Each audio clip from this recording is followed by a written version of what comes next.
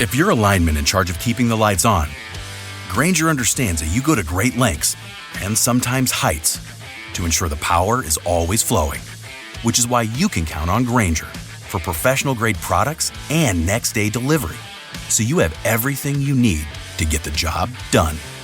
Call 1-800-GRAINGER, click Grainger.com, or just stop by.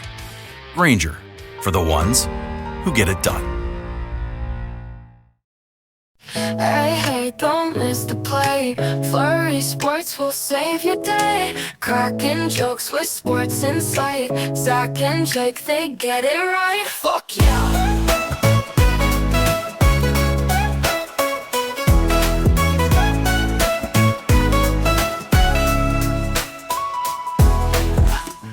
Hello, and welcome back to the Flurry Sports Podcast. Zach and Jake here, season 10. And like we said, start of the new era. Last week was the end of an era. One of us is off the market, one of us in a gray area. You know? I was going to say, how are you going to advertise yourself? That's a funny way to do it. Yeah. I mean, you know, am I not? Probably, but she has legally no.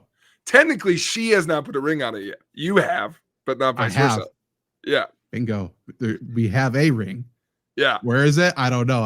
I'm not in charge of those things because I'll lose it, which was a bold choice by you guys to keep me in charge of your rings. Cause I'm like, you got it done though.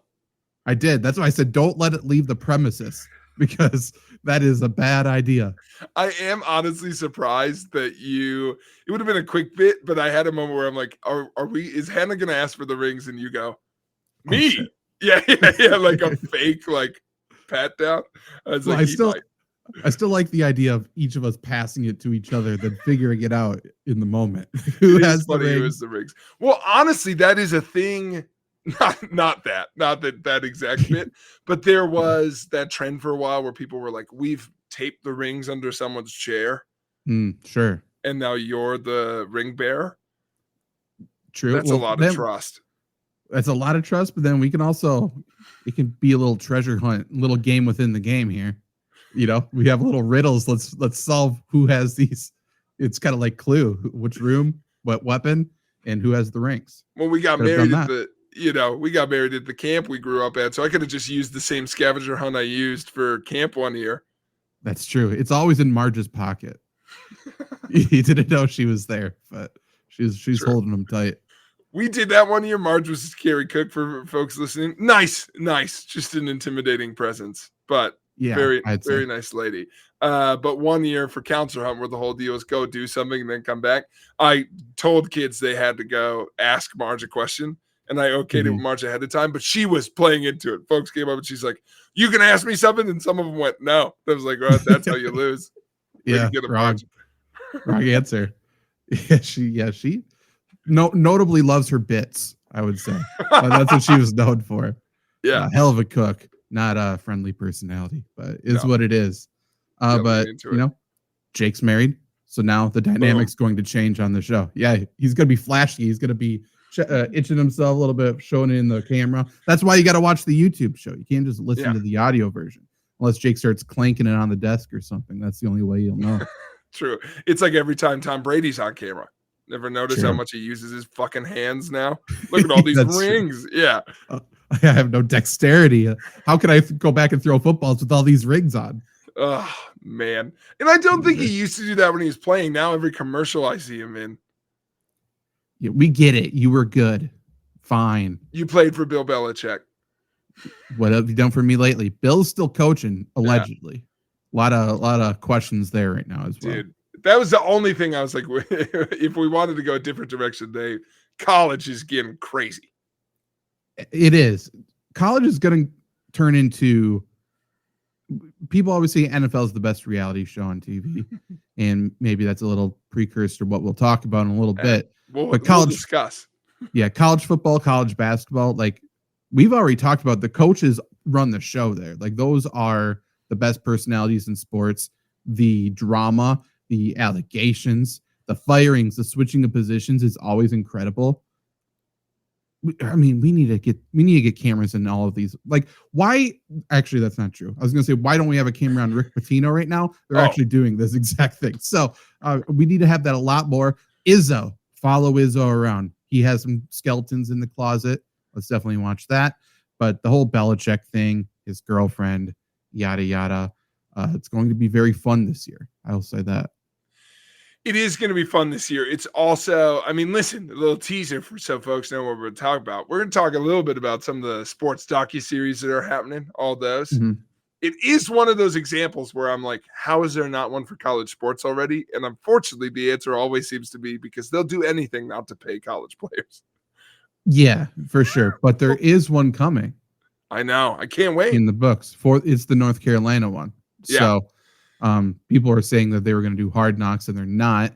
But they are, I think, still going to be following Belichick and Lombardi and this whole thing around. But now, with all this extra drama, who knows? I mean, maybe it'll never see the light of day. I have no idea. But hey, 1 year later, this is a good spot to start. You know what we need to talk about today? 1 year later, I think it's an appropriate time to talk about the legacy of off-season Hard Knocks. It is. It is. Rest in peace. The greatest show we've ever seen. It's awesome. Steve, who DJ'd the wedding, diehard Giants fan from New Jersey, hated it. Hated the whole experience. He should have. He's like, it was everyone laughing at my greatest faults as like a fandom. So that's crazy. But I told him this in hindsight, in full picture, the part that I understood the frustration on, but is one of the reasons why I was like, just do it so that we can see it for every team, is I'm bummed it wasn't more teams just because some of the mistakes that we saw Joe Shane and the GMs make or how they talked about folks, every GM would have said. Oh, of course. Yeah. They all think running backs are worthless. Yes. And they are. That is not his take on Saquon that aged like milk because of how he played and how the Eagles played, which is true. But the reason his take was bad was not because he was wrong about a running back's value, but because he didn't care about where Saquon went. Right. Well, the biggest, not just that, he said that Philadelphia will not sign him. Yes. And Mara said, if Saquon goes to Philadelphia, I'm not going to be able to sleep at night. And he's still up. He's still up. Well, he went to Philadelphia. He also cashed on who are we going to spend money on, Saquon or Daniel Jones? Wrong choice. Yeah, wrong choice. I mean, to be fair, that was already done. I'm not sure if he even made that deal. He may have inherited that. And so that's and same thing with you're going to pay Daniel Jones and you're going to go get Jaden Daniels, trade up for all of that for that situation. He was in. The son being right about Daniels hurts a little bit. Yeah. Well, that's the thing. It's the little details of it. His son on camera being like, trade up, get Jaden Daniels. Like in the moment, it's a fair reaction to be like, I'm not giving all of this up for like a quarterback when we have a quarterback, and this will be the biggest drama story in New York ever. Then Jaden Daniels, by the way, also goes in division, which he can't control, and seems like 1 year in, future Hall of Famer. Well, truthfully, Saquon, Philadelphia, Super Bowl. Jaden Daniels, Washington. The franchise is completely different. They're getting the draft. They're getting MVP candidate. They're respected. There's a Super Bowl coming there now. They're not changing their name back. No, now they're the Commanders forever. We love the Commies. We never hated it. We all famously like that name. So I think a year in, I did rewatch it. I miss seeing Dable talk to prospects. Yeah, was awesome. I am upset that the clowning of Joe Shane became so bad that no team obviously is ever going to touch that again. When it's like just even showing me a coach at the combine or scouts at the combine is cool. Because I don't care. I think so too. I can't remember if the scouts were wrong about guys. Regardless, how do you measure wrong? Anyway, like they could say all of these things, and if the coach doesn't put them in the right spots, or if they just turn out to be a turd, like they're just not going to try it. It is what it is. But to your point, the best part of off-season Hard Knocks is that they showed everything. Yeah, maybe they don't need to show everything, and it'll still be great. But I would love a little trip inside of Brian Gutekunst's office so we can listen to what this doofus says. That'd be great. I think the deal is there's a reason no GM that was shown on that show, even for a second, looked good. Because if you show GMs talking, it's just people. And it's like, it's just people, honestly, a lot of the time, especially around the draft, shooting from the hip. So it's like, even the Patriots looked dumb in it because they were like fielding crazy trades with them, and like they had them on the phone being like, we've called everyone and offered them the third. Like, it's like they had the Patriots on record being like, we don't know who we're picking. Right. Like, that was a bad look. The Panthers guy, who him and Joe Shane are buddies, so he gave up Brian Burns. And half of it is also bluffs, but it doesn't come across that way. But there's got to be a way to do off-season Hard Knocks that doesn't give away, which I think is what everyone's afraid of, doesn't give away strategy. I think being wrong about stuff is less bad than for them than just giving away strategy. Like, this is how we negotiate trades. This is how we look at scouts. This is our process. Like, little things like that, or even this is less. I mean, everyone's worked with each other at this point anyway. So like the grilling of the quarterbacks that Dayball did, that's probably not a big deal. But there's got to be some layer of like, we can show all this stuff and then just not show the specific unique strategy that they're taking into the season, especially when you're showing it before the season, because then everyone's just got to watch it and be like, oh, this is what they think of this guy. This is who they're looking at. For sure. And you made this comment the last time we talked about this, so I'm echoing something you said. Reason maybe they'll never do that is because the part that I at first was like, this is harmless and was my favorite part, is not actually harmless if you think of it from the player side, which is I loved Dayball at the combine, and I loved him going through the quarterbacks and the different players. We see him talking with neighbors and stuff, but in the show, not everyone looked as good. I think it was like Roma Dunze or Caleb Williams slightly, because knew wasn't going there, didn't look as interested. I think it was like a take of like, oh, look how much more in depth Jaden Daniels went than Caleb Williams. Whereas like, I'm thinking of that now of imagine if that got out of Brian Daboll in the room with Shedeur. Yeah. I mean, this would have been such a good offseason for it, though, to follow the Giants in particular, because they kept interviewing Shedeur. They kept they did every little detail, every little reference, everything. Like, they wanted to make sure Shedeur was or was not the guy. No team interviewed Shedeur more, had more private workouts more than that, and then they decided to go against him. So if they just followed the Giants, they would have had all of this shit. And all the questions that everyone's had, especially Mel Kiper at this point, would get answered, because it's probably, I mean, I'm not even going to guess what it was, but supposedly it's Shedeur being disinterested or just not professional in the meetings or whatever. And we don't know, but we don't need to bury that player. No. Coincidentally, we're burying him anyway. But like, if we showed it, like, we don't need to bury players before they set foot on the field. Like, give them a chance. We don't need to do that part, I guess. I guess so. And Zach, we're going to talk more about TV, but because I want to highlight our chat and folks getting in the chat, I do have a random question I just want you to answer for the people here, because we'll take everything as it comes. Of course. Welcome back, St. Louis fans. Definitely tune in. We have a bunch of Dynasty stuff going up on our YouTube page, by the way, Flurry Sports YouTube. So watch that. I have some stuff. Luke just put out a video, but he asked for anyone interested in Dynasty fantasy football.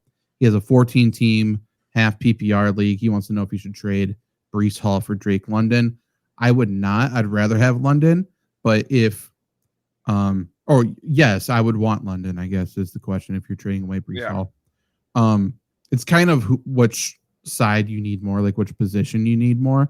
But I think Breece Hall is already kind of getting banged up. He's kind of getting run into the ground. And I guess, Jake, I don't know what your... okay, so the Jets are changing everything. Do you think they're any good this year? I think that's a big factor into this question. I think the biggest factor is like, my gut would be that this is a really good question, because I think the two teams are similar caliber. I think I'm with you on, I wouldn't trade as a Breece Hall former owner. I traded him away. As a Breece Hall former owner, it's one of those deals where he's going to get a lot of touches. So if you need a running back, like if that's truly like I could take either guy, I think London has more upside, especially long term in a dynasty league over the next couple of years, especially because my biggest thing, are the Jets any good? Also, I think there's a chance it's more committee work in New York than it was last year. Yeah, they already brought in Braylon Allen, and then they had somebody else step up a little bit, and now they bring in Aaron Glenn, who's kind of pretty much announced like, oh, I've seen how everything works in Detroit. We want to become Detroit with a rushing quarterback. So I don't think he wants to rely on any one person. And people kind of forget how young Drake London is. I think he's 23 right now. So he's like super young. He came in when he was young. So I think he gets better. I like Michael Penix anyways. I think the future and even short term, I like Drake London. Yeah. Decent amount more. If I'm not talking out my ass, I think the ceiling's definitely higher for Drake London, because whenever there's a young quarterback like that, if he's his dude, you go from 100%. He's suddenly a wide receiver 1. And Penix is older than Drake London, I'm pretty sure too, which is kind of interesting. That's great. Like a decent amount. It's like when we found out Marcus Mariota is your age. Yeah, that's not true. Still one of my favorite moments on the show. It's awesome. I don't want to say I look great, but I don't look as old as Marcus Mariota. No, he is aged terribly. Things. Yeah, absolutely. I think we even talked about it in a Bearing the Lead at some point. Yes, he has seen some things. How bad he's aged. Absolutely. Well, Zach, speaking of seeing some things, we've seen some things on TV, most notably. Yeah. As we've mentioned, you see the title, got married this weekend. So I had some time off last week, a couple spaces. TV shows keep sending me docuseries, Netflix. I've got Apple TV. I've got Prime. Those we were talking about. I haven't watched too much. And Zach, I finished one. It sends me another. It sends me another. It sends me another. So I've one. Sure. I got really into the MLS one. So we're going to end on a fun game that came out of that based on rivalries. But first, I went down the rabbit hole today, Zach, and I was like, just how many are there of these documentary behind-the-scenes series? If you don't know what I'm talking about, I think it'd be fair to say the progenitor. Why am I going for all these big words? Progenitor. The originator of the format is Drive to Survive, the F1 show. Yes. Yep. Or if you went back even further, it was like this Last Chance U kind of format this for Netflix. So I kind of counted those, but basically documentary series, sports docu-series that follow one team or one event over one season, and it's contemporary, right? So it wouldn't be like the Last Dance series about the Bulls, because it's all retrospective. It'd be something that either comes out every season or after a specific event and is in hindsight on that. So, Zach, I just want you to list the ones you've watched, and let's see how far into the list you go. You can mention other ones you've heard of too, but which ones have you seen? Okay, so Hard Knocks obviously is the big one. Boom. I guess that's probably the originator, huh? Oh, you say that out loud. Damn, yeah. A little different because I think it is the same. The thing I think that is in all these other ones now is the interviews. Like you follow them after the season, and it's like, how did this go for you? So similar, I'll put it on the list, but I think that's how they got the idea, right? So I agree with you. So there's all the Hard Knocks. We got, I think of the position ones for football from Omaha. We got quarterback, we got wide receiver, and I think they're doing tight end this year. That is what I understand too, yes. Okay. And then they did a women's college basketball one. I know they centered around Caitlin Clark. They did that. Drive to Survive F1. They have Full Swing, which is one I actually really want to watch. I have not watched it yet. So that's the golf one, obviously. There's a rugby one. I watched a little bit of that. What's that one called? I know you've watched it. Six Nations. Six Nations. That one was really good. Yeah. I mean, there's got to be something else about. They're going to do a UNC one, like we talked about. Not sure if it's on the show or not. But yeah, I don't know. There's got to be a million more. So Zach, I'm going to quickly list them. If by my count, and I'm going to do super rough count here, I think I got to about 30. Wow. Okay. And I missed the women's college basketball one. So I'm picking them up as I go. So I didn't have that one. But quickly, Hard Knocks, I added that too. I didn't have that. So Hard Knocks, Drive to Survive about Formula One. America's Sweethearts, following a season of the Dallas Cowboys. The Clubhouse, which is out right now, following a year with the Boston Red Sox. There is Court of Gold, which the Obamas produced, which follows the Olympics and the basketball tournament there. Very good if you want to see Anthony Edwards be a complete psychopath. That's the best part is Anthony Edwards talk with Obama and go, do you know who I am, to a former president? So there's that. There's Starting Five, which is the exact same format, but about the NBA, and follows five current players: LeBron, Anthony Edwards, I think Halliburton. Yeah. I do remember that. Okay. Full Swing, which is golf. Yep. Last Chance U, which we talked about. There's a Last Chance U basketball. There is. Not as good. Not as good. Quarterback, receiver, sprint, which followed the World Sprinting Championships into the Olympics last year. Okay. There's one about the U.S. Women's World Cup from this last their team. There's one that Netflix did, which I missed somehow, called Wrestlers, which was about Al Snow restarting OVW. Really? Okay. That would be a good one. 7 episodes, but it was highly recommended. One that I watched, which started, I think, me getting all the obscure references, which is I watched Tour de France Unchained, which is following the Tour de France, and original language is in English, so that's fun for that one. That's good. Captains of the World Cup, which followed some different captains there. Polo, which is out now, which made me think, what the hell's going on? That's the horse racing one, right? Wrong, Zach. Polo is its own sport. There is also one on the Kentucky Derby and the different horse races. So those are 2 separate docuseries out right now on Netflix. Okay. Yep, absolutely. There's 6 Nations Full Contact. There's Cheer. There's La Liga Full Access, which is on Apple. There's Breakpoint, which is on Apple, which is about surfing. Ooh, that'd be good. Yes. There's Wrexham FC on Hulu FX. I need to watch that too. Yeah, I watched season 1. I need to get back into it. There's Race for the Crown, which is the horse racing one. There's Fight for Glory, which I just watched, which was awesome, which is on Apple, about the 2024 World Series. So that's good. And they go like inning by inning on that one because it was such a short series. Onside, which is about MLS. I love all these have such niche names. Breakpoint is tennis. Make or Break is pro surfing on Apple TV. Monster Factory on Apple TV is about an indie wrestling company that actually a former resident of mine is in. That's cool. He's at the company, so that was cool. He was in it for like 30 seconds. I was like, sup, dude, look good. But he was there. There's one about Real Madrid. There's one about the Toronto Maple Leafs.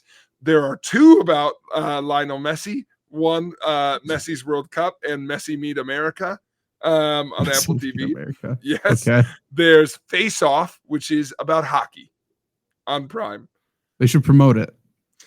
I looked up, is there one about hockey? And it's apparently the only one that Prime snatched. No one else wanted it, I guess. So there's I believe it. How is this its own genre of TV? It's a good way to get, I think, it's a good format. It's a great format, but a lot of non-sports people will enjoy sports if they just know what's going on. And this is a good crossover between reality TV into sports. And another one that kind of follows this format, but kind of not, that's old as shit. The Ultimate Fighter kind of does that as well. They're more reality TV based, but I was a little surprised Dana didn't get back into this, but I think it's because he's still got the Ultimate Fighter, and also Dana wouldn't want to give up creative control over something. By the way, I missed one, Full Speed, which is about NASCAR, which I started watching today. Okay. Other ones that's for sure coming. If they don't have one yet, they're going to do IndyCar, right? That's such a big thing. They're going to do IndyCar. They're going to do sumo. Darts is what I want. Darts. They will do darts. That's actually pretty big. They will do darts. Yeah. They're going to keep doing more football ones, right? They're going to do college football. They're going to run that into the ground. I am interested in the Red Sox one. I haven't watched it, but I guess they can't do there's too much baseball. The same problem they always run into, Yeah. I guess, right? Like They filmed one with Jordan Love. That's coming. I don't know yeah. what they announced it too. I can't remember what it is, but there's a Jordan Love one with other people, I think, but that's coming. Maybe it's a second season of quarterback. I have no idea, but that's a thing. They should do more hockey. All you got to do is just follow the Kachucks around. Do that. Do lacrosse. Lacrosse is a fun one. I would love to see those guys. Lacrosse would be really fun. I would take one on college wrestling. Amateur wrestling. I'm a little. I mean, you should answer this because I feel like it would be interesting to follow like actual professional wrestlers, but I don't know if that's bad for the art of it. Well, I just forgot this was coming up. They are releasing a new Netflix show, WWE Unreal. Have you seen this? I don't think so. Let me see if I can get the synopsis for you. It is literally just we're gonna go behind the scenes. Okay. Like let's break kayfabe. I wanted to see what the description was, but literally in the promo for it, if you watch the trailer, it's like them booking matches. They're saying things. Oh. There's a clip of someone going, "He's not hurt, he's selling." So I wonder how introductory it'll be. Like this is how it works behind the scenes. And I mean, all the wrestling commentators I've listened to have gone, okay, cool. This won't be real either, but still be interesting. Sure. Like they're not going to show us like, hey, we think this guy fucking sucks. Let's not. There's so much behind the scenes decision making in wrestling. Like again, you can only show how much the sausage gets made without offending the sausage. So when the wrestlers watch it, that's what I was wondering. Yeah. So, but that is coming. And by the way, this doesn't include any of the like more, like obviously Netflix has their Untold series of like the Florida Gators and the Brett Favre one that just came out. So these are just the docu series. So you know what we need to bring back too is Tough Enough.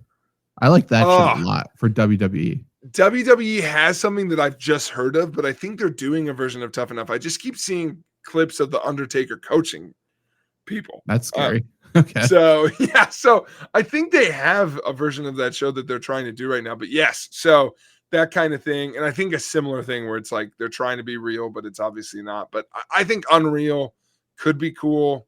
I think that's an interesting lane for Netflix to go since they're getting into it. But yeah, there's so many. And to be honest, just to talk about some of the ones we watched, I've, for the most part, enjoyed the ones in the sports I've liked less. Like the World Series one for baseball is awesome if you're a baseball fan because they did the right format and it's just one series. And also it's Dodgers, Yankees, and they picked a good series to focus on. So that's great. Yeah. And you go back and forth. But otherwise, it's like I couldn't get into the Red Sox one too much because I don't care about the team.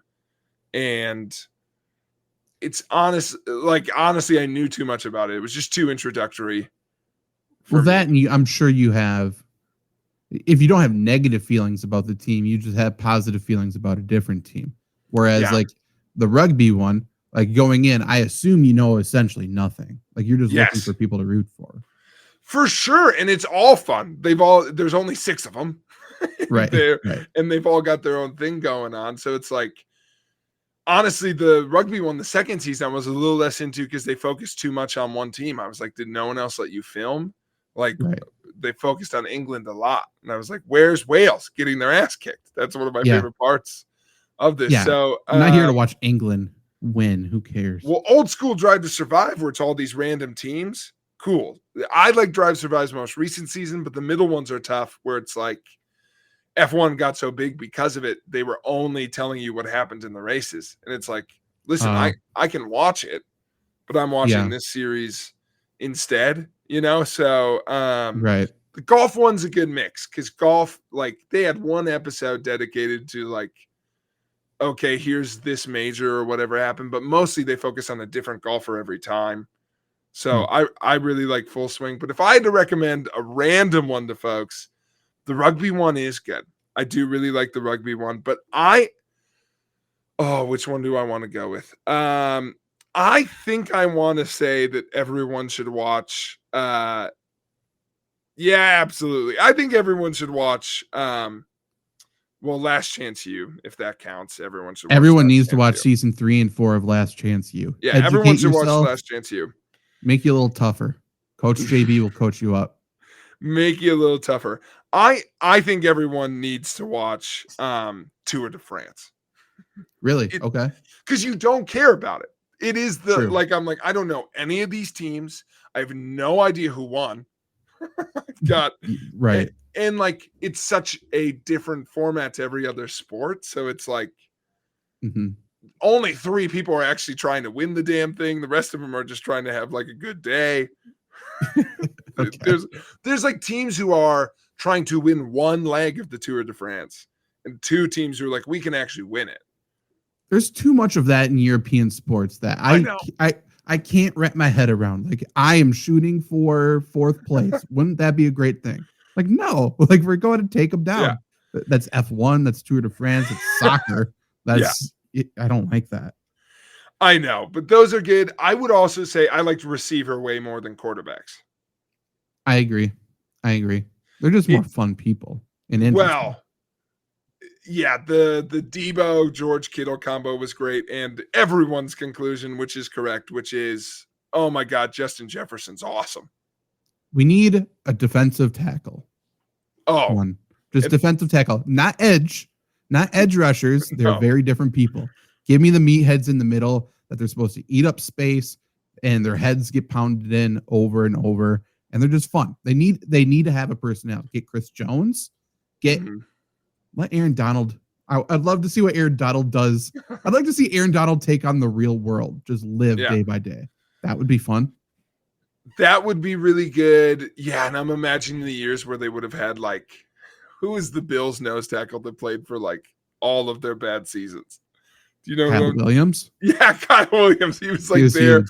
Yeah, he was there the last year they made the playoffs in the 90s, and then he retired the year they won a playoff game again. Like just. Well, I mean, like Vince Wilfork would have been electric. Oh, the Gooch. True.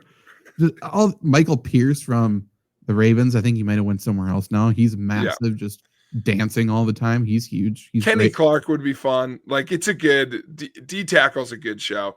Yes, they're the best room in football. Yeah, I think so. I think there is I think centers could be really fucking crazy. It could be. Well, the offensive line in general, it's funny. I don't know if it would work for TV. I really don't. I think centers could be good because you have the dynamic of they work so directly with the quarterback. I think it'd be interesting to see them like pseudo play call. Maybe. And you could have like a buddy cop film of them and their QB, you know, that'd be kind of fun. That would be good. Yeah. If they do something, what I think they should do is just one called lineman, and it'd be both, and they could pick and choose the right ones. Yeah. And one of them would hopefully be that crazy fricker from Kansas City. On offense, Creed Humphrey or what? Creed Humphrey. I was like, what's their center's name? Good. Oh, who's the psychopath for the Buccaneers? At center or which position? I don't know who their center is now, but I mean, they got Tud Mouch at guard. Tristan Wirfs from Iowa is fucking awesome. Center, I mean, is it Haney now? I don't even know. Buccaneers center. Oh, it's Graham Barton. Who was it with? Who was it with Brady? Ryan Jensen. Oh, where's Ryan Jensen? Yeah, he retired. I think. Dang it. But yeah, he is a psycho. Yeah. Okay. Well, there's a Frank Ragnow special out there still that we could do, but no, those shows are good. So I would recommend those. But the ones of like I loved getting into the horse racing of it all. That was interesting to just see what an insane world of like.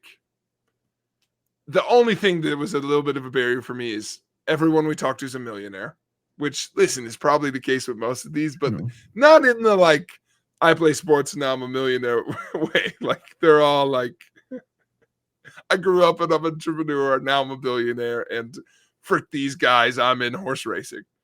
Yeah, I need to wash my money. Let's pour it into a horse. It's insane. They're buying like 3% of a horse for $7.5 million. It's money laundering. That's all it is. It's money laundering the sport. The one guy brought a horse in and then bet $100,000 on a different horse. I want a documentary on what was it? The 2022, 2021 Kentucky Derby where there was like 20 horses that died. I want that documentary. Give me that one. Yeah, that would be good. Oh, also, yes, definitely the rugby. The rugby one is awesome, and rugby guys are a different beast. So that's AFL football, Australian football would be great that's too. Good. Zach, my biggest recommendation for you and for folks at home who are going to like content that Zach likes is everyone should watch because it's a quick watch and they won't do another one of it. You should watch the Court of Gold, the Olympic basketball one, because they follow multiple countries. And France is a little bit of a tough watch because of Gobert, but the Nick Batum though is a cool piece of that, and his angle of it, and him and Wemby is cool. I obviously stealing the show. They follow the U.S., they follow Canada, they follow France, and then of course they follow Serbia. And what a crazy time that is. Different mentality. Every other locker room is like, okay, here we go. The clip of Jokic and the Serbian coach destroying another dude on the team who decided to leave Kevin Durant to rotate to, I think it was like he was rotating to like Kevin Love or somebody. Like someone off the bench came in and he rotated off Durant. And they were like, Jokic is like listing every accolade Durant's ever won in Serbia.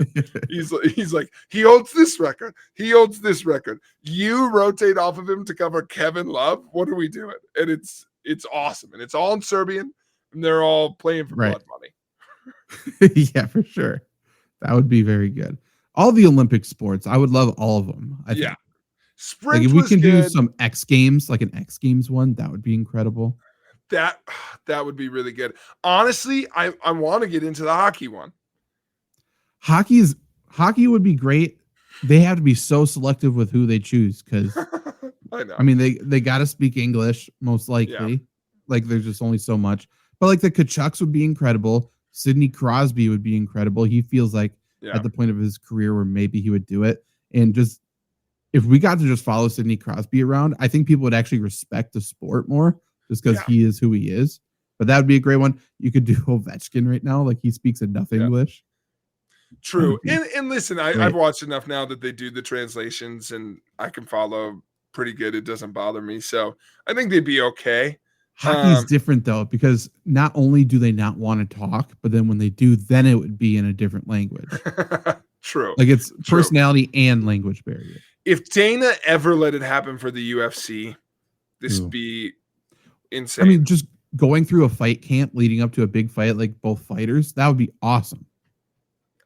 I just want to know more about Volkanovski. I want to know. But honestly, though, like some of the random fighters you've gotten me into of like, they could focus so much more on the undercard of like a Tai Tuivasa. Oh, hell yeah. Hell yeah. All the up and comers that are truly, it's like, I need to knock somebody out to get my next contract. Otherwise, I'm just too boring right now. The Matt Chandler episode's already electric, dude. Matt Chandler would be insane. Him and Derek Lewis. Yeah. Chandler, I love him and I think he's a good fighter, but he cannot win a fucking fight. But he's just there to get the shit kicked out of him. Can't win one. Absolutely can't. But he thinks he's going to take down that gorilla. Every time. Every time. But Zach, one I started watching that led us to the other piece of this episode is I've really gone into the MLS one, which I've enjoyed. This is the part of these shows I like, which is I've actually learned something about soccer. Okay. Just like with the NASCAR one, the thing I've enjoyed the most is their playoff system. Insane. It's a crazy way to do the playoffs.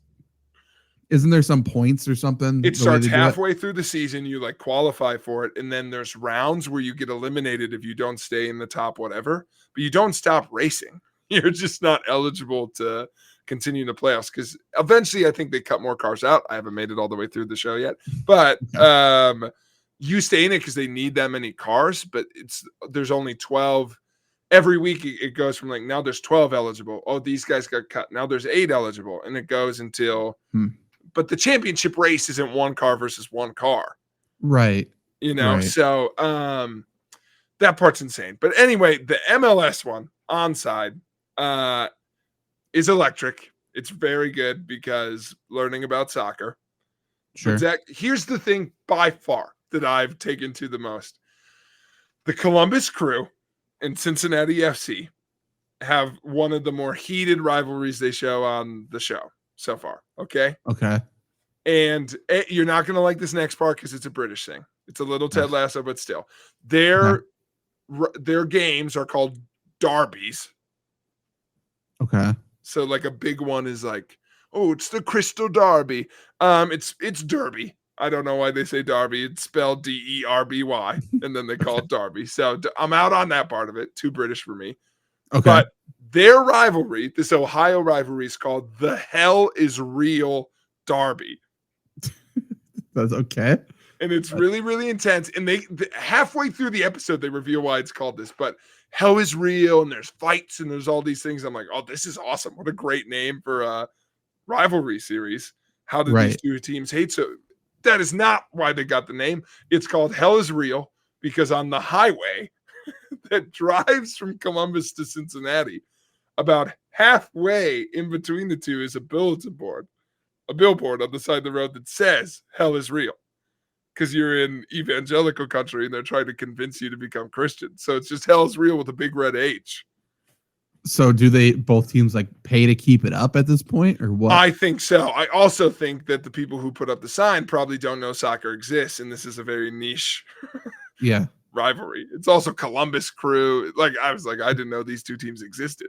So it's a good one though. But they grabbed signs. Exactly, Zach. So what are we doing today? Of course, I grabbed 5 of the most famous rivalries in sports. Perfect. Found what geographically is halfway in between them that we could use to inspire the rivalry names. Because listen, the big game, the game to end all games, whatever horseshit, Iron Bowl. Right. You want to talk about? Okay, cool. What's next? Sawdust City Days. Like, what are we? What a reference, by the way. Yeah. Whoa, good point. Everyone get that one at home or no? Yeah. I was trying to think of a mineral and I said sawdust for some reason. But in any case, Zach, I've gone through. I'm open to suggestions, but I there's a website you can call. I Googled in between two places, and this website pulls up. You can put into zip codes, 2 cities, tells you exactly what's in the middle of them. So interesting. Okay. Some of these are really good. Some of these are they were a little tough to find something directly in between. Let me start with, I started with baseball, and it's the least interesting of them. So I'm open to suggestions from here.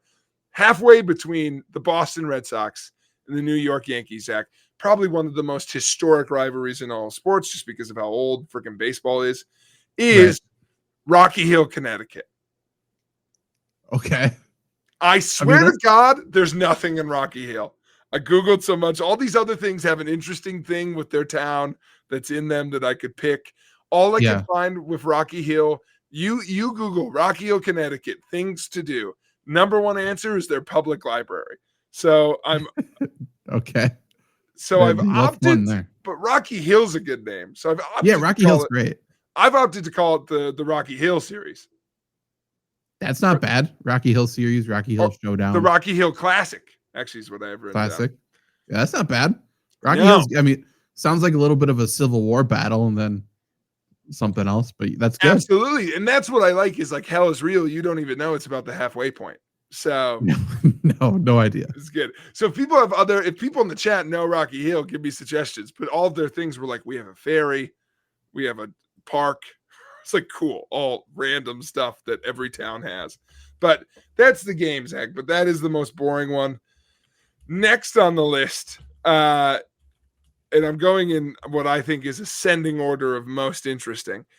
Next on the list, we had to do it for the base fans. Halfway between the Chicago Bears, and the Green Bay Packers is any guesses? Halfway point between Chicago and Green Bay. Ooh. Is it like Sheboygan? It is in Wisconsin. It's close. It's Mequon. Okay. suburb of like Milwaukee area. So Mequon, Wisconsin's got a lot going on, but the thing that I thought was most interesting is very heavy Lutheran influence, so much so that for a brief time, the city was actually renamed Freistadt, which translates to Lutheran Free City. So it was an Amish community for Lutherans. They were like, we're Puritans, so it's basically one of those places now that's like, we don't believe in the government, so you can't tax us. Okay. So we have the Freistadt Bowl, Zach. The Freistadt Bowl is pretty good. Yeah, a like German obscure name for the Bears Packers. We could just convince people it's always been the Freistadt Bowl. Oh, for sure. Yeah, you haven't heard of the Freistadt Bowl? It's been 103 years. Hold on. Bowl in German. Oh, the Freistadt Schlüssel. Oh, that's brutal. That's very good. It's time for the Freistadt Schlüssel. We're very Eastern European up here. I think that fits pretty good. So those were good options for Mequon. Now, Zach, these top three, pretty electric. I think I'm going to go Lakers Celtics next. This was the most fun to figure out what was in the middle. Yeah. Any guesses at all on where it landed between LA and Boston? I'm going to guess either Missouri or Tennessee. So let's go with like a St. Louis. I like that. It is more west than I thought. It actually is in Stroud, Oklahoma. Oh. And this goes along road. So it wasn't the exact geographic point, but it was like the halfway point of your journey, you know? Sure. Okay. So Stroud, Oklahoma. And Zach, as I was Googling this place, it sounded a little familiar to me. Stroud, Oklahoma was a prime industry city. It had a real boom period. So I'm like, oh, what can I do with that? But it fell away for a while because of Route 66 coming through. Sure. And the town only recently rediscovers its roots, recently getting back into like a touristy space. But Zach, if that sounds familiar to you, it is because Stroud, Oklahoma is, of course, real life Radiator Springs. It is the basis for the movie Cars. Really? If you look up Stroud, Oklahoma, they like based some of the characters off of people who lived like the blue car, the hot car from Cars. We all know who I'm talking about. Yeah, don't be weird, you know. She's based off a waitress from Stroud, Oklahoma. That's interesting. So, of course, Zach, what have I called the Lakers Celtics, rivalry? It's the Radiator Springs series. I mean, yeah, everyone knows that. That's the most confusing thing of all time for these two. Well, Route 66 connects the two. I kind of liked it because I was like, it's obscure. It's Cars. Life is a Highway plays every time. Can't you imagine that as the highlight? The intro. We got to give Rascal Flatts something to do. So now, Zach, we have a prestigious top two. If we have Rascal Flatts playing and it's just like a mashup of like Larry Bird versus Magic Johnson, Bill Russell, Kareem, it's disgusting, but I do like it. Okay. Life is a Highway as Luka fades away over Tatum, Yeah. It's a good shot. But Zach, just a trophy with Lightning McQueen on the top or what?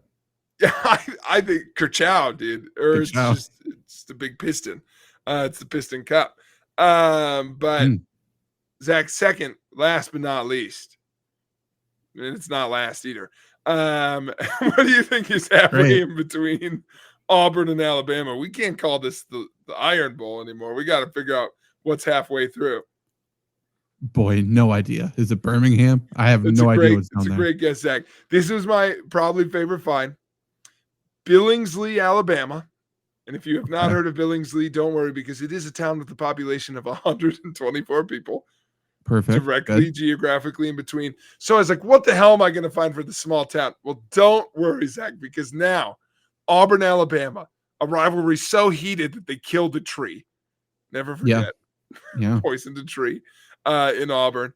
Now has a new name fitting with the intensity of it because born in Billingsley, Alabama, the future First Lady. That's right. I'd like to introduce you to the Lady Bird Bowl. Lady Bird Johnson was born in Billingsley, Wow. Alabama. Wow. Okay. Wow. What an And honor. if I asked you who played in the Lady Bird Bowl, Yeah, Alabama Auburn does fit a little bit. it does. That does not seem out of place whatsoever. Yeah. Lady Bird, also the name of the dog and King of the Hill. So, it's definitely a Southern thing already. That's what I was like. This is so Southern, so Alabama. Yeah. I mean, that works. You could also call it the LBJ Bowl, but I don't know if That works too. I don't know if he's as popular there as he used to be. So you could do a couple things. But number one, Zach, the rivalry. Less LBJ, more JBL. True. That clothesline from hell. Hell's real. Yeah. The rivalry to end all rivalries, of course, Zach. Any guesses on the halfway point between Ann Arbor, Michigan, and Columbus, Ohio, Ohio State, and the Big House, Michigan Wolverines? Wow. I think it's in Michigan. I think it's close, but I think it's in Michigan. I don't even know what would be there. Let's go. Okay, I'll go right on the border. I'll go with Toledo. You're so close. It's a suburb of Toledo called Findlay. Okay. Findlay. That's how it's spelled for folks at home. Findlay. But I'm sure it's Findlay. Findlay, Ohio. Findlay, Ohio had a lot of options, Zach. A lot of going on in Findlay, Ohio. But without a doubt, what we're settling on, because we need a better name for this series. This is like, we could do this.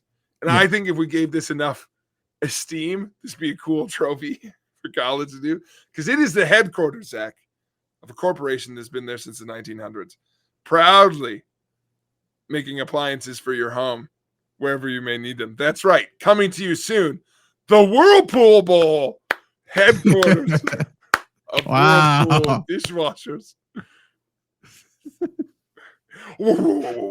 Sucking you to Ohio State never wins the Whirlpool Bowl. They can't get over the hump to win the Whirlpool Bowl. That's crazy. That's in Findlay. That's wow. Yeah. Who knew? There you go. But I think we need to get more into what's halfway between these two things that we could arbitrarily pick out. I mean, what was the website you used? Do you know? Hold on, I got it. I got it. Halfway between two places. Meatways. That's okay. That's good. Seems like a new dating app, but that also works for this too. Meet in the middle, find a halfway point. So let's find a random one. Actually, I'll use Grok as well. See if we can do it. What's another good rivalry that we could have come up with right now? I was going to ask if there's football. There's who's been Eagles, Cowboys? Eagles, Cowboys. You know what? Yeah, they just announced this is going to be the first game of the NFL season, so very good as well. So it's going to be midway point between Philadelphia and Arlington, I believe. A little fun. Okay, so let's see. What is the midway point between Philadelphia and Arlington? You using Grok? Yeah. Please give me some facts about this location. Great. Let's see. Grok's going to know. Grok 3 to be more specific. They're searching. They can't find it. This is the midway point between they gave me Arlington. Son of a bitch. Okay. Gotta be more specific about which one. It's Arlington, Texas, isn't it? Or is it a different city? Arlington, Texas. Or Arlington. Okay, no, Arlington, Virginia. What? There is an Arlington, Virginia. I'm saying the Cowboys technically don't play in Dallas. Isn't it Arlington? Sorry. I was trying. Yep, you're correct. I was trying to guess halfway point. So I got distracted. Okay, but between those two, though, so what do you think the halfway point between Philadelphia and Arlington, Texas would be? I think that might be Tennessee. Bingo. We got Lancaster, Tennessee. Oh, nice. Okay, so some facts about that. Let's see if we can find something. It is near the Caney Fork River, so that could be something with that for sure. Unincorporated, small area, close to Center Hill Lake. Thanks for getting in the chat with more rivalries too. Luke really coming in clutch with some UW-based ones. I like the idea of doing some WIAC ones here in a second for sure. Yeah. Wardell Harris Dam. Ooh. The Wardell Harris series? That's not terrible. That's pretty good. Yeah, I guess it's kind of a boring little place, huh? Okay, The that wasn't damn great. bowl. That Tan damn Bowl? game. Oh, that's true. Okay, so what's midway point between what WIAC schools do we want to do? We should do before we get to WIAC, Luke's other one, which was the next rivalry show when I Googled biggest rivalries. North Carolina Duke's good because it's also going to be some bumfuck town in North Carolina. They're in the same city, aren't they? Oh, even better, No? Zach. What street signs halfway between the two campuses? Okay, what? That's true. What street is halfway between Duke and North Carolina's basketball arena? Then we'll What do is- UWGP and UW Milwaukee, a rivalry as old as time itself. Of course, of course. So the exact street between Duke and North Carolina's basketball arena. Grok is searching. Could be tough. Otherwise, we can look quickly at Meatways. That might be a good one for that as well. I got it. Well, it's gonna be the same zip code though, I guess, wouldn't it? Oh, it's street address though, right? You can do towns. You can just put things in. But Okay, yes, since it's the same town. They're approximately 10 to 11 miles apart, it says. Oh, it's along a road called Tobacco Road. Wow. This has to be the tobacco game. How's it not called that? Yeah. No kidding. The Tobacco Road Showdown, the Tobacco Road series. Dude, the Tobacco Road Show is what I thought you were going to say. That's Tobacco Road Show is very good. That's interesting. Okay. Oh, they are two cities. Chapel Hill, Durham. Oh, Chapel Hill's technically a city. Okay. Technically. And Hickory Oaks is technically in between there, but 10 miles. Hickory Tobacco Oaks was a Road. good one too, though. Yeah, that's good. I like Tobacco Road, but it's all good. All right. Green Bay, Milwaukee. Cleveland, Wisconsin is the guest from the chat. Cleveland, Wisconsin. Okay. Midway point between Green Bay and Milwaukee will be Denmark, Wisconsin. Oh, that's good. That is good. Denmark classic. Yeah. Yeah. Interesting. Denmark, Wisconsin. Let me get any fun facts about that. Yeah, it's got to be. I mean, other than I went on a date once with a girl from Denmark, Wisconsin, but I'm married now. How'd that go? So I'm married to her. So the village is near Maribel Caves County Park. There could be something with that. Devil's River State Trail. There was a famous train derailment in Denmark. Ooh, do we have any? Do they it was do carrying like sulfuric acid, oil, and chlorine. Oh, hold on. I got to read this paragraph. I have to read this paragraph. I love when this happens. Yeah. On September 7th, 1988, not as old as I thought it would be. 1988, a Chicago and Northwestern train derailed as it was passing the Lake to Lake cheese plant. Awesome. 20 of the 144 train cars derailed, including several that were carrying sulfuric acid and fuel oil. The train also had cars that were carrying chlorine. However, the engineer did not know which cars contained the chemical, and the wind was blowing towards a residential district. This information led the village and the county officials to evacuate a large portion of their populace. It was soon found that none of the chemicals had leaked, and residents were allowed to return to their homes. Interesting. False alarm. The abandoned rail line, we've got it. We've got it, boy. The abandoned rail line? The abandoned rail line was converted into the Devil's River State Trail. Okay. Yeah, I got that fact here too. Devil's River State Trail is very good. The Devil's River. Classic. Devil's River. Classic. True. Throw classic at the end of anything. Luke Reimer drives through it every day on the way to work. I mean, they still say that abandoned railroad is haunted to this day. Oh, he thinks it can't be true. He thinks it can't be true. What's he says Denmark's 15 minutes from. I mean, Grok says a bigger city would be Manitowoc. So I'll do me in the middle. Let me see what it's got. It says Kohler. Kohler. Oh, Sheboygan, Kohler. They're right next to each other. Okay. Grok doesn't know what's going on. The Sheboygan Showdown. I mean, that works. Yeah, that's not bad. Yeah, that's not terrible. Is there, I don't know, what other random school? Is there some school that K-State and Kansas, should we just do that? Oh. Well, and I think halfway is Topeka. Okay, there's got to be some facts about. Okay, well, I'm just going to assume that's true. I'm just going to ask for random facts about Topeka.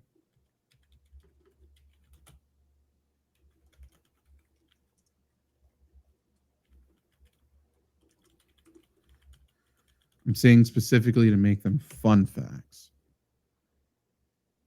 Oh, and it's going closer. Yeah, Topeka's right there. It also thinks Wamega, which is. Did you know in 1998 Topeka was renamed to Pikachu for a day? Oh, the Topekachu.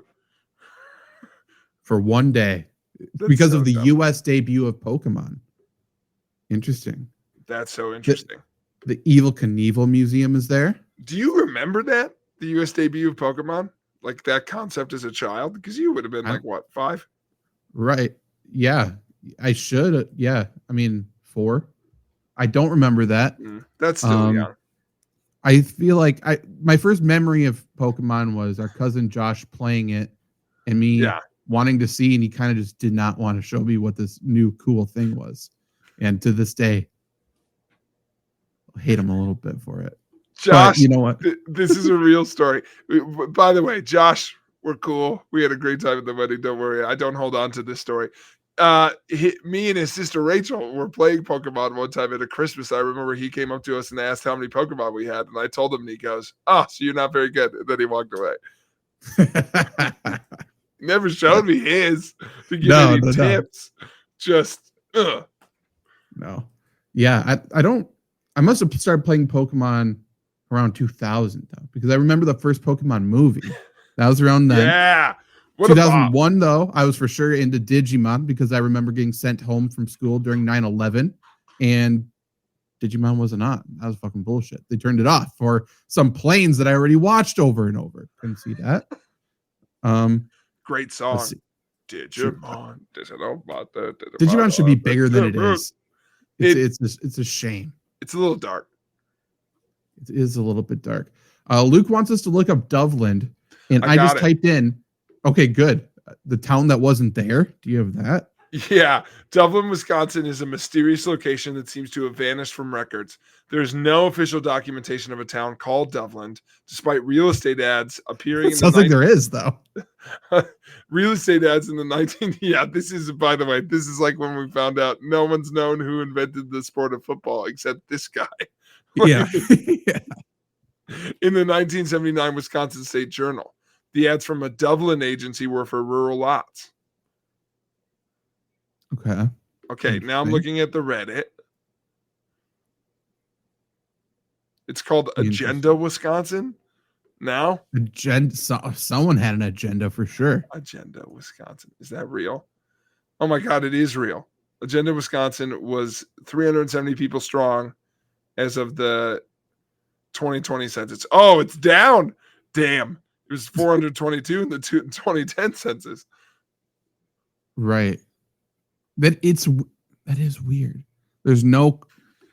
This can't be true. Dude, we should come to a show. One of the games should be we come to a show with the most random, best Wikipedia paragraphs we could find. We should. We absolutely should. So there's theories on historicmysteries.com about Doveland about what happened. Do you want to hear any of these theories? Yeah, can I just say first that the name for the town Agenda this is the history section of the town named Agenda. The town name was derived from discussion items at a meeting for the formation of the town called an agenda. It's bullshit. It's bullshit. Every meeting has an agenda. You're not special. No, absolutely not. Okay, so there's a lot of theories about what happened to Doveland. And there's another paragraph after about dismantling some of these theories. So I don't know which holds any water. But the first one is that, and this is what I choose to believe. It's the only one I've read so far. The first theory is that Doveland was destroyed by an earthquake, which could have caused a massive sinkhole to swallow up the entire town.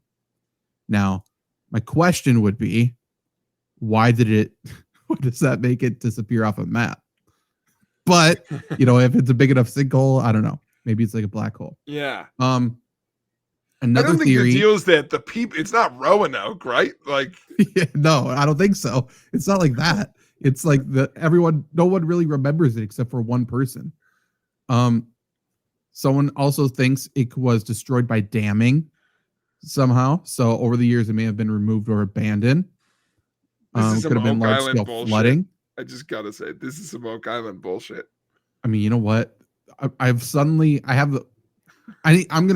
figure this out, just so everyone knows at home. This is going to consume my entire life. Third theory: vanished from existence because of a military science experiment that went horribly wrong.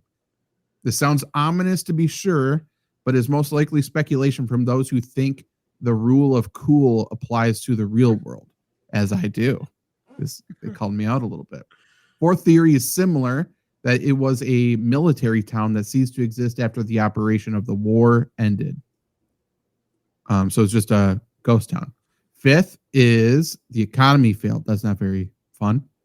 Okay. And sixth. Okay. So the sixth theory is that it does still exist, but Jake, it's invisible.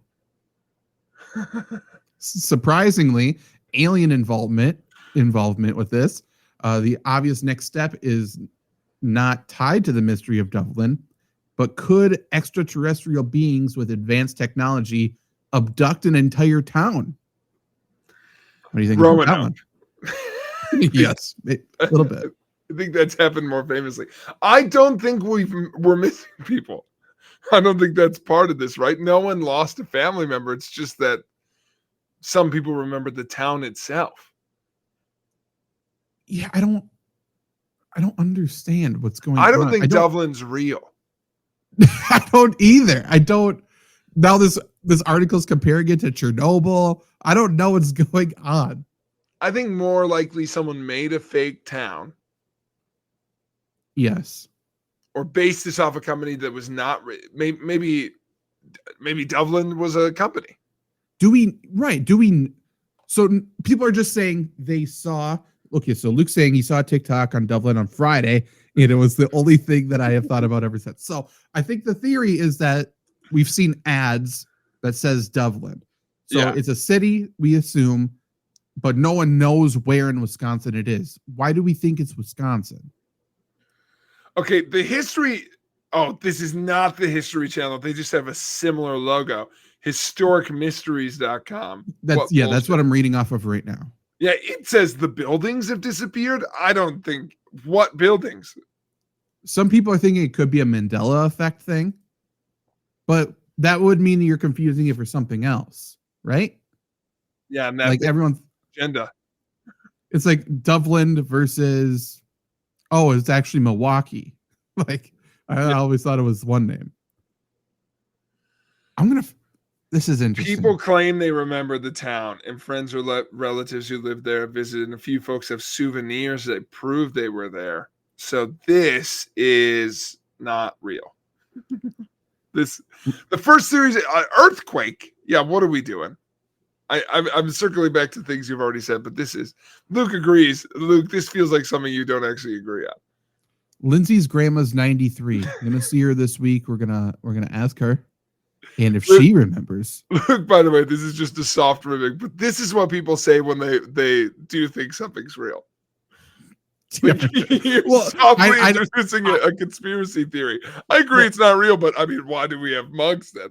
Yeah. I know Luke well enough to know that he thinks it's real, and me too. So we need to figure this out. Look, one of my mugs says 100 Acre Woods. We can put anything on a mug. I don't know. I don't know. I by the way, I'm teasing you. I get it. We got shit that says Loveland. I don't understand. Isn't there a brand called, or like a gas station called that or something? Am I wrong? There's Abbeyland. I'm thinking of that. Loveland. Like if I just type in Loveland, what's the first thing that comes up? Isn't that a tight end? Loveland ski area in Colorado. So it could be something like that. Yeah, Colson Loveland just got drafted to Chicago. Yeah. This better not be a bullshit thing like related to the Bears' new player. That can't be it. He's actually from Wisconsin. Okay, so it's a big place in Colorado, like pretty notable in Colorado ski area. There's a Loveland, Ohio. There's a Loveland Acre Farms. How long? What I need to know is how long ago does the Loveland, Wisconsin theory go back to? Which I should be able to find actually. First time. Wait, is it Doveland? It's not Loveland. Oh, Jesus Christ. Okay. That will help. Thank you. When did we do that? This is driving me crazy. Something mentioned online. I can't remember what this tool is called. Thank you, Luke, for setting us straight. We got away from you. Oh my God. This is whispers of a town called Doveland, Wisconsin, linger in the shadows of a memory. I'm going to lose my mind. Why can't I find the search engine to find the first time something's been used? Is it? By the way, I'm seeing a lot of things that say allegedly people have mugs or shirts. Like, does anyone actually have one? It's a good point. Okay, I'm gonna search back to 2002. There's one. Hold on, I'm gonna send you this thing. Maybe this is the shirt they're thinking about. Put in the chat so everyone can see. Or that doesn't work. Links don't work that way in the chat. I'll send it to you. Messenger. Yeah, that's fine. Whoa. 1990s is when it supposedly disappeared. That's very recent. Disappeared, Luke Scott. Jake, we're gonna do this right now, okay? I want you to call Pete. Oh, boom. Put him on speaker. I would love to hear. Just ask him, has he heard of Doveland, Wisconsin? Not Loveland, Doveland. Doveland. This could go any direction, folks. So hang in there. I couldn't stress enough. We just had a wedding this weekend, so who knows what state of mind he's in. True. We cannot be held responsible for any of Pete's thoughts either. I also didn't check the Twins score today, so he might be in a mood. Oh no. Doveland, Wisconsin saw a spike in search traffic in 2007, by the way. Well, he's gonna not answer his pride and joy. He's probably in Doveland. Luke's dad didn't know. Forwarded to voicemail. Boom. What are you gonna do? Doesn't know. Yeah, Dad's with him. Wait a minute. Okay. Doveland. No, it has to say Doveland, Wisconsin. I can't take. When you need an answer, you don't call. Hello. Mom, how you doing? Yes. Good. How are you? I'm doing great. I've got a question for you. Okay? She's live on the show. Okay. Yeah. First, I'm chatting with Zach. We are on the air, just so you know. Okay. There's a town called Doveland, Wisconsin, that supposedly was around in the 90s and isn't around anymore. Have you or Dad ever heard of Doveland? Have you ever heard of Doveland, Wisconsin. No. Okay. Like DOVE? Yep, and then land. Well, if that's how you spell it, there's a Doveland, Wisconsin, but I don't know where Doveland. No. Do you think maybe Wait. they just like changed the name? It was Doveland? Did Dad say? Interesting.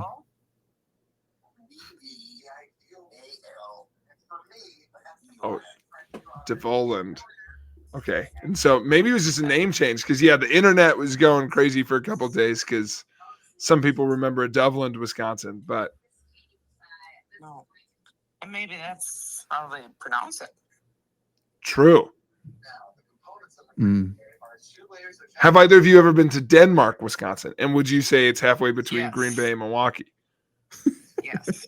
Okay, thank you. So that settles another thing we were talking about. Well, perfect. Well, I just wanted to chat, but thank you for answering our questions. You're welcome. Bye. Bye. Oh, wow. First appearance for Brenda, by the way. That's true. Okay, so this.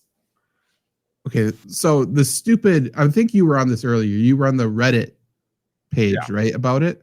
And there's a Did you look at the video. picture there? There's a no. video. So there's people are saying this is evidence, I think, from the Wisconsin State Journal in the 70s. It just says Doveland Agency. It doesn't say it's a town. But there's a number. But that doesn't mean anything. Call that next. I guess. And then they're just saying it's now called Agency Wisconsin. Where is Agency Wisconsin? That I got because I looked that up earlier. That was the Agency Wisconsin is real. Where is it? Do you know? It is. Boy, by the way, hard to search Agency Wisconsin. Yeah, I typed it into just Google Maps and it doesn't come up with anything. Okay, what the hell? Real? I was on a Wikipedia page because I read you that paragraph earlier. This is Luke's fault. Luke, you can't do this to us. Okay, Agency Wisconsin. I'm searching directly in Wikipedia. Oh, I'm such a freaking idiot today. Agenda Wisconsin. Agenda. What did I say? Agency. Jesus Christ. I looked at it too and said that. Okay. Agenda. It's okay. Oh, it's in Ashland. Anything can happen in Ashland. Oh, no. Okay. That is interesting because there is a lot that happens in Ashland. There's a lot of, talking about the Boondocks, talking about maybe some alien involvement, maybe some military testing. There's a lot that can happen up there. We've blown this wide open. This town also includes 2 unincorporated communities of Holt's Landing and Pete's Landing. Pete, that dirty lie. Get him back on the phone. New question. How about Agenda, Dad? Ever landed there? Yeah. Agency Wisconsin, the plot thickens. God damn it. Okay. I think we might have to call it there. I am very happy that I have off of work tomorrow because I'm going to do some research. Maybe I hop in the car, go find something, take up some dirt. Take a read of the Agenda Wisconsin Wikipedia page. It's a wonderful read. The towns of Chippewa and Peaksville and the village of Butternut are to the west.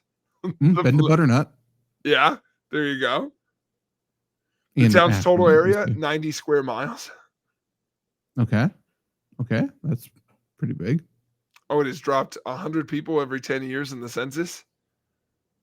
That's suspicious. How did they get this? Their median income was $37,000. Ooh, pretty poor. Pretty Luke, poor town. You need to be on more Wisconsin-based TikTok, I think. And this is just if we're having a business meeting right now, Let's Go Wisconsin needs a lot of this content, I think. So yeah, also it's right around Shanna Golden. Shanna Golden? That's where Agenda's near? Yeah. A town of 125 people. By the way, pick your favorite population under 500 town in Ashland County. Tough game. That is tough game.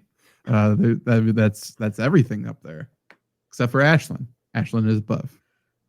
I don't think Bayfield is technically in that county, but Bayfield's the smallest city technically in Wisconsin. Does not count as a city, but it was grandfathered in. Little fun fact for you there. I want to see. I just clicked on Ashland County. Ashland and Mellon are the only 2 cities they mentioned. Then Butternut's a village, and then a ton of towns. Mm-hmm. Yep. A little bit of a poor area up there, so a lot of stuff. How is it in poverty, but there's no crime? Explain that. No one can read, but no one's upset about it. You don't do it to your neighbor up there. Also, can't steal what you don't have. You know. That's kind of a good point. It's not same reason no one ever cheated off my test. You know. It's fair enough. Okay, go ahead, take a look. Okay, well, I'm gonna go have a mental breakdown. Thank you, Luke. And maybe I'm gonna get into the right mindset. I'll watch a little Curse of Oak Island. They may be back. I'm unsure. Or a nice docuseries, maybe Polo. Polo. I mean, I might start making a docuseries on fucking Doveland, Wisconsin. How it's already messing with my mind. I've called it the wrong thing 5 times. Not Loveland, not agency. No. This is insane. We'll be back next week with a banger episode, I assume. Boom. So see you then. Goodbye. Fun is to play. Fun sports will save the day.